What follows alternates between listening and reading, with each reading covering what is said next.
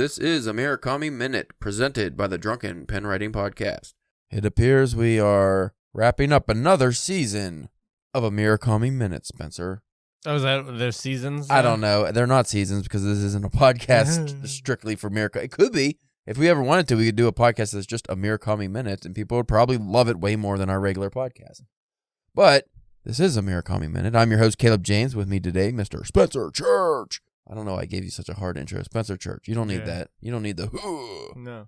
Not on this episode. Last week we covered Hear the Wind Sing. Yes. And I think I made a mistake and said that was he wrote. I don't remember when we discussed that. I think he wrote those in like the early 70s. That was published in 1979. Pinball 1973 was published in 1980. There's also another point of contention here, Spencer. I don't remember if I discussed in the last episode the translator. I thought it was... we did not talk about translation. Okay, well, I thought it was Alfred Birnbaum who did his early works, which, as you remember from our past episodes, he's not my... Like when we did the collection, he did some of the translations in that. He's not my favorite translator for Murakami. I thought he was like the weakest translator out of the ones that I've read. And I thought he was the one who translated this because that's what it came up on my initial inspection. But if you look, there's a cover for the book inside I guess it's the original cover. No, it's a Vintage International cover. But this says it was translated from the Japanese by Ted Goosen, which I have not read any outside of these two books. I have not read any Ted Goosen translations, but I think he did a fine job. It came off very Murakami-esque, though that could also be why the work, not just because this was Murakami's first two novels, but also why it seems a little sophomoric. Like the writing, especially in the first novel, came across as a little amateurish. It might be because the translator as well was a different translator from what we're used to. And they probably did that specifically because if they did like Jay Rubin or one of these guys that always do his work, they would probably put the modern Murakami lens on when they're writing and be more sophisticated. No, he might just not even have known those people that. You know what I mean? Like he might have not. Well, I don't know if this was, because this is the vintage cover, the Vintage International cover. So I don't know if this was the 19 or whenever they first translated to the English. I don't know if this is that version or if this is just a different translator. I'm not sure. It doesn't say. Doesn't really matter. I'll give a brief synopsis here for this one for the folks who have not read it, which you should. It's very easy to read. I read it in a couple hour sittings. Pinball 1973 is a novel published in 1980 by Japanese author Haruki Murakami. The second book in the trilogy of the Rat series, it is preceded by Hear the Wind Sing 1979 and followed by A Wild Sheep Chase 1982 and is the second novel written by Murakami. I will say this one is more of a novel than the first one, but still not like Wild Sheep Chase. The plot centers on the narrator's brief but intense obsession with pinball, his life as a freelance translator, and his later efforts to reunite with the old pinball machine that he used to play. That's like the last 20 pages of the thing. Yeah. He describes living with a pair of identical unnamed female twins who mysteriously appear in his apartment one morning and disappear at the end of the book. Interspersed with the narrative are his memories of the Japanese student movement and of his old girlfriend Naoko, who hanged herself. The plot alternates between describing the life of narrator and that of his friend the rat. Many familiar elements from Murakami's later novels are present. Wells, which are mentioned often in Murakami's novels and play a prominent role in the Wind-Up Bird Chronicle, occur several times in Pinball, as well as in Hear the Wind Sing. There was that chapter that was like sci-fi chapter that was dedicated to Wells. There's also a brief discussion of the abuse of a cat, a plot element which reoccurs elsewhere in Murakami's fiction, especially Kafka on the Shore and the Wind-Up Bird Chronicle, in which the search for a missing cat is an important plot line. Rain and the sea are also prominent motives. Not mentioned spaghetti dinners. Yes. And beer drinking. So much Good beer. Lord. What do they do more? Drink beer or smoke cigarettes? Both. Cigarettes, I think, by far, though, because every single character just constantly smoking. I'm like, holy shit, how do you all not have cancer? And I'm not a huge drinker, especially of beer. But did it kind of make you want to drink? Yeah, it did. After reading those two stories, I kind of was just like, I want a cold one. The way he wrote it every time was just like, and they always fill the glass, because that's like a Japanese thing, you just fill the glass, because they had the small glasses. So you fill the glass half up, and then you drink it, and then you fill it up with the rest of the bottle. And it's just almost like a little ritual that just makes you, that's what this whole book is. It's like, well, because don't they kind of do the same with sake too? Like they pour whatever they're gonna drink and then drink it and then they just they pour again. Yeah, it's a lot of their eating habits too are almost like ritualistic, which is cool. They always do the Ikataki no Mas or whatever when they're about to eat, and just stuff like that is cool. But like this whole novel reads like that, where it's nostalgia heavy, and again, it's really interesting reading something that makes you nostalgia for a time, place, and period. Like a group of people in a period where we've never existed and weren't even born. Yeah, don't know anything about, but I'm like nostalgic for this beachside town they live in. Minus the cigarettes. There is like this vein of nihilism that runs through this whole story, mainly from the rat's perspective. He's a very down character in this book, but he does have more of a prominent role than he did in the first book. His arc is strange because he's like every other chapter for a while. I feel like he's like 50. It's almost close to like 50%. And yeah, and it's written in a unique way because with the opening, it's back to the unnamed narrator. I'm assuming from the first book. It never actually explicitly states that, but I think it is. I was gonna ask you about that because like I was just trying to get the guy's timeline figured out. I think it's again him in the future replaying a decade in the past. So it starts off right after the first book ends pretty much with school's over and he has a job as a translator. Before we get into that though, so the rat, every other chapter is the rat's perspective, or not even from his perspective. So every chapter with the narrators from his perspective, he's telling the story. But then when you go to the rat, it's different. It's third person narrator narrating what's happening to the rat in very great detail. So like the rat's thinking this, the rat's doing this. So it's like, who's writing that? Or like whose perspective is that? Because it can't be the narrator. How would he know all this? I don't even think him and the rat interact in this book. No, because it's like different periods of time or something. Yeah, because like the rat interacts with Jay, the bar owner, who's very much more prominent in this story, the bartender Jay from the first book. So it's him and the rat story, and then eventually the rat meets a girl, and it's a very unique story there. But going back to the narrator, so he gets a job out of college with a buddy of his. They start a translation firm. It seems like that should be really boring, but the way it's written, it just sounds like this guy has like this super comfy life. Mm-hmm. Not as in like he's wealthy or his job isn't like he works a lot, but just like the way everything's written. They hire this girl who they overpay, and she gets all these vacations, and she's just happy to be there with them. They all do their own parts at the job. He's sitting there doing his translation work, and he sharpens his pencils methodically every day. He works from home a lot. Yeah, and he has like this ritual. The girl that what is she, like what do they call it? Secretary, I guess. She constantly is like, she brings him tea and cookies and sews his broken sweaters. That his sweaters are always fucked up. That's kind of weird in how that's written. But it's like, it's just really like, that'd be nice. It's like unique to us and probably even to Japan. It's like a wholesome work environment, like a work environment that would be nice to have. It's like, everybody likes their job and they're just happy doing what they do. Then we go into the life of the narrator, his home life, which is it's so weird. So he just like wakes up one day and there's just two naked twins in his bed. We never get a name for the twins. For a while, he's just naming them 208 and 209 because it's the numbers on their sweater. But then they just like, they're so weird. Like the way they talk. And like he doesn't know their name. No. And it's almost like a figment of his imagination, the way these twins act. And they don't act, they never interact with anybody else as far as I know. As far as I remember. It's just with the narrator and they go on these weird adventures. They do interact. They interact with the guy who replaced the switch box or whatever it is for the phones, like the phone lines. That's the only character I really remember. I mean, they go shopping and stuff, but you don't see that. So they're real people. But they don't have names. They don't want names. They're just very happy making coffee for this guy. Very good coffee, as it's mentioned many times. They all just drink beer and smoke cigarettes and lay around and just like they play like the same board games and stuff and listen to the music, the same kind of music every night. And it's just like this really, I can't describe it. I don't know if it's like a healthy relationship, but everyone's just happy. It's like they have their part in this relationship. And nobody seems to care. Like, there's no thoughts of jealousy, envy. Where are you going? What's that? Like that polyandrism, or like whenever there's like people are together, like in a group, but they. You know what it reminds me of? It reminds me of a guy that has two dogs at home. Honestly, I mean, he has sex with them all the time and stuff, but it's not described vividly in this, thank God.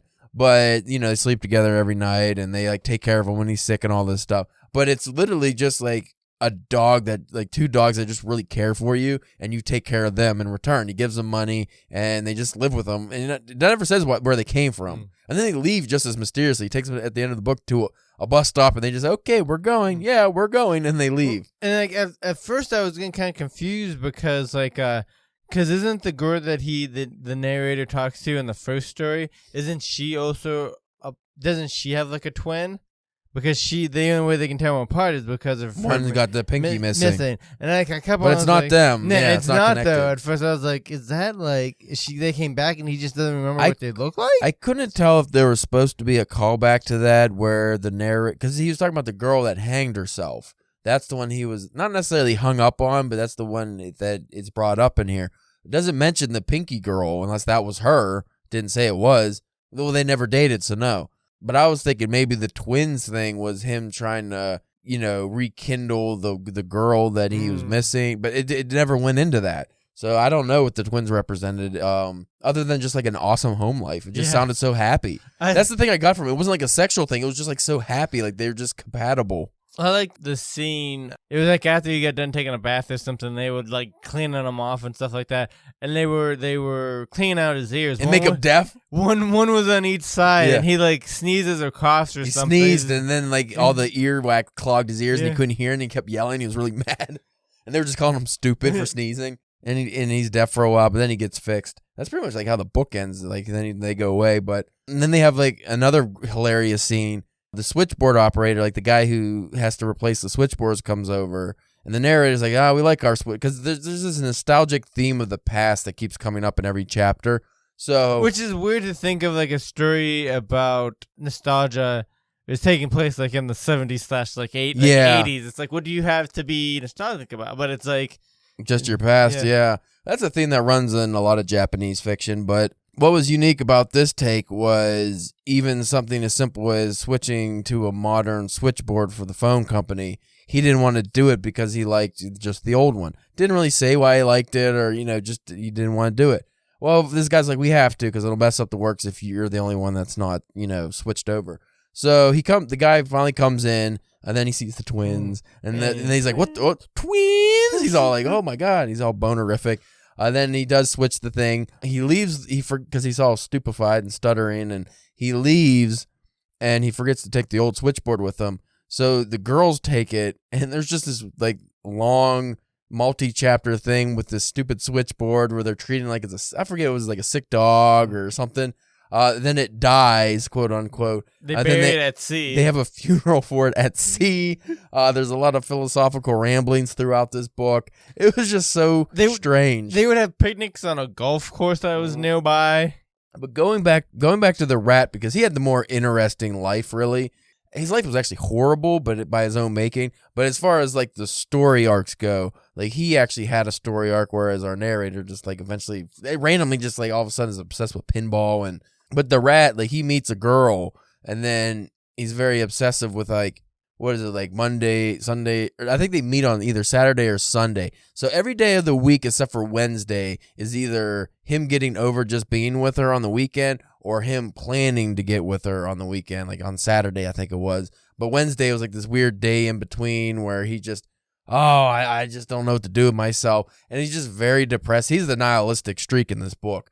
And then he just doesn't call. He's like obsessed with her, but he just doesn't call her one night. And then he just like goes to her house and watches from like the distance, and he wants to talk to her. So it's like this longing and this need for this love that for no reason at all, he just can't have. And then he has these scenes where he just goes in, which I really like these scenes where he goes into the Jay's bar after hours, just like opens up a thing and like slides into the bar. I get it. It was like a basement bar, so he's able to slide under this grate. And Jay's always just there smoking. He's 20 years older than him. He's 20 years older than the rat. He's just always smoking cigarettes. Doesn't drink. Can't drink even though he owns a bar. But he just like peeling potatoes. Yeah, just peeling potatoes. But he lets the rat come in, and they just have all these like philosophical discussions about life, which are really interesting. And then the rat, I'm not going to give away his ending here, but yeah, I will. He ends up deciding just to move. And he doesn't even really know why he has to move. He just feels he has to move. His whole story arc is about stagnation and feeling like life's passing you by, but you're the one letting it pass you by because you're not doing anything. He spent days, weeks, even months maybe just staring at the wall and listening to the same music and doing nothing. Well, which I don't think they didn't touch too much on this story, but they did in the previous one about him being wealthy. Yeah, so he doesn't need money. Yeah, he's able to do that. Yeah, which is also why he's able to just decide that he's gonna leave someday. Well, he ends up dropping out of college, right? Yeah. Was that the last book or this one? I think it might have been the last one. Yeah. So, and you know what I really enjoyed, Murakami, and this is where his brilliance really starts to shine in this book. I don't know if you got this, but like there's a lot of scenes like this throughout the whole book. But like the rat when he's driving down the beach and stuff. He's able to paint such a vivid scene where it feels like you're the one driving down like a beach side, the scent of the rain, the wind, like everything is so vivid, but he used the most simplistic language. Like he doesn't use crazy metaphors for any of this. The language isn't difficult at all. It's very simple, almost Hemingway-esque, but you can picture every part of it to the T. Like it's really incredible because normally writing like that's boring, but he does it in a way that is not boring. Our narrator eventually becomes obsessed with pinball. I'm not going to even go into the whole arc of that because that's a long thing. But at the end, he goes to this giant warehouse where he locates his favorite pinball machine, and he does not want to play it. He just wants to talk to it.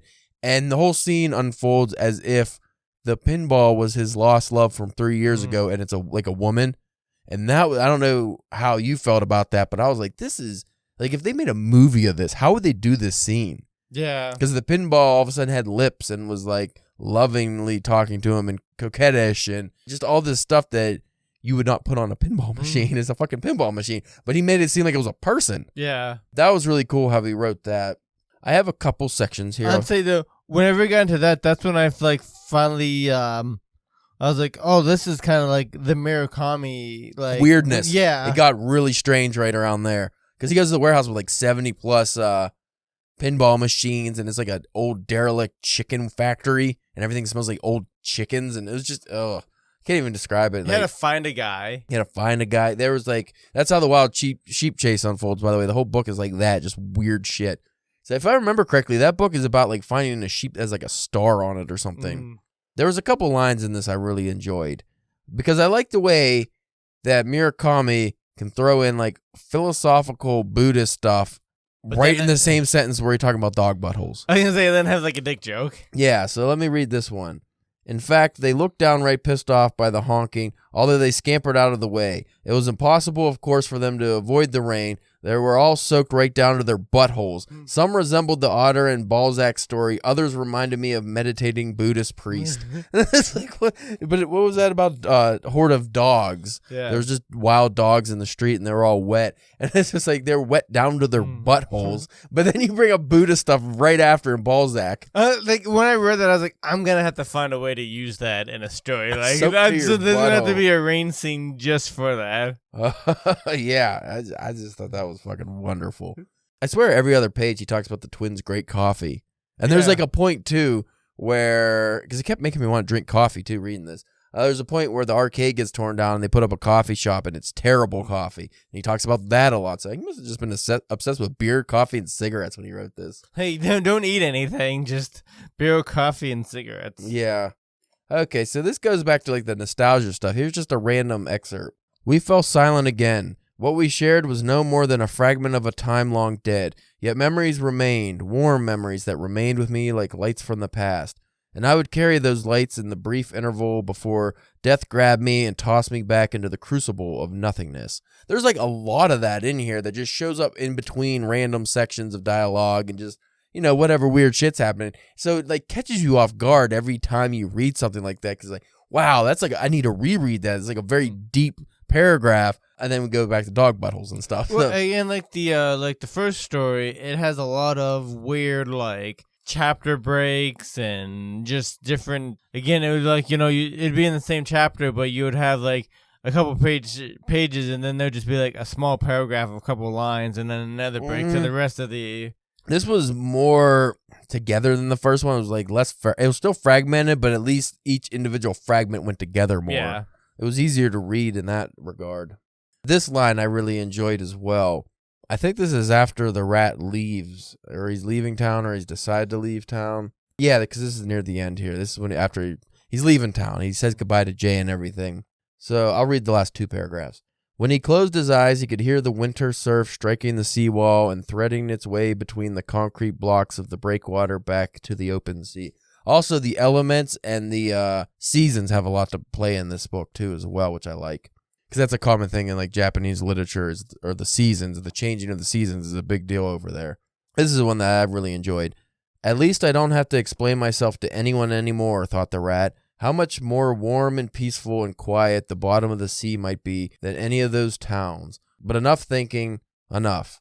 He keeps ruminating on leaving, and he doesn't want to tell Jay he's leaving for, days. Like, he's really nervous to tell Jay for some reason. And they're not friends, really. They don't know anything about each other. They just, acquaintances who talk sometimes. He has a real problem about, like, should he leave? Does he really need to leave? Why is he leaving? And I like that part where even at the end when he decides to leave, he knows it's not going to lead him where he needs to go. And he just ruminates like, what if I just was at the bottom of the sea? Wouldn't that be more comfortable?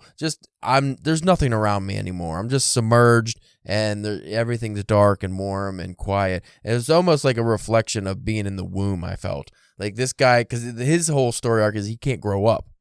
He just doesn't know how to grow. He's only 25 in this. He doesn't know how to grow up or doesn't want to grow up, and he doesn't want to face it because his intelligence from the first book to this, he started reading all this deep literature and stuff, but he just can't face reality, I don't think. So what you get is this guy who wants to run away from it. But again, everything in his arc is his creation because he has enough money and stuff. He doesn't need to work really. His relationship, he just stopped calling the girl. That's all it was. Yeah.